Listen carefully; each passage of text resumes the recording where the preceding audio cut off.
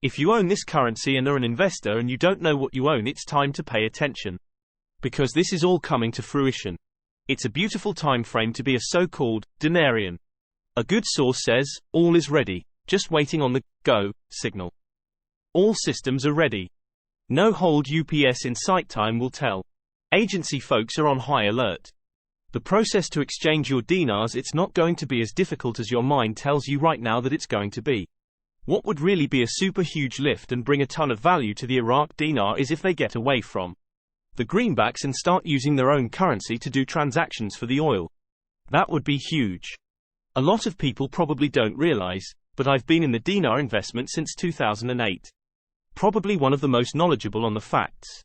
And read most professional documents ever written pertaining to the dinar.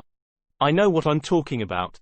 On Wednesday, the Prime Minister of Iraq's advisor took the lead from the Central Bank of Iraq and announced Iraq has the largest foreign currency reserves in its history, and that the exchange rate treatment package aims to prevent profiteering at the expense of the economy. What's funny, all of a sudden his poker face breaks and he says, when it comes time to do the exchange, I'm sure we can assist in some way. I said that's what I was hoping to hear. If and when the time comes, you and I have been friends for a long time, you know I have 100% trust in you. Do I come to you to get advice on how not to lose my funds? He says no. I'm going to set you up with a wealth manager, and he immediately is typing stuff into his computer, and this is what caught me off guard. He turns around and he says, you know, I've seen exchanges and movement in the dinar in just the past few days.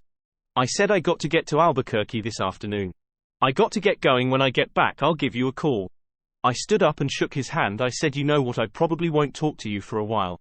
So happy Thanksgiving to you and your family. And he said, oh, we'll talk before that. And considering they're now talking about releasing change to the people. I said, when I first started talking to you about this, the exchange rate was about 1470 roughly to 1. Does it make any sense to start issuing any coinage? He kind of grinned at me big. He said, no sir, it really doesn't. I said, Tom, I'm nervous. I know what the FDIC covers, and you know how much currency I have. Even if it goes at 1 to 1, I'm kind of spooked about how much wealth I could lose.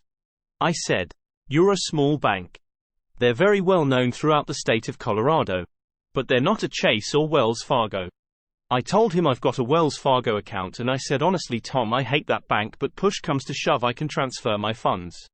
I've had so many bank stories in the last 2 weeks that it not only knocked me off my feet, but I'm still floating up in cloud 9. It's not secret. What happened? Bank story guy. I live in a very small town in western Colorado.